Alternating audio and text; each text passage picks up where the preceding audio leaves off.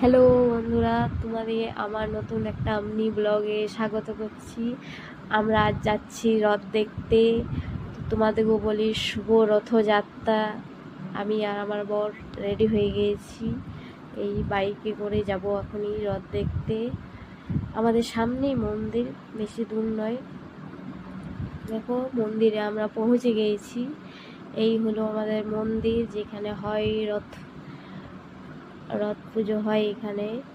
তো দেখো এখানে পাশে কীর্তন হচ্ছিল, প্রণাম করতে চলে এসেছি। আমার বর প্রণাম করছে, আর এখন আমিও করে নেবো প্রণামটা।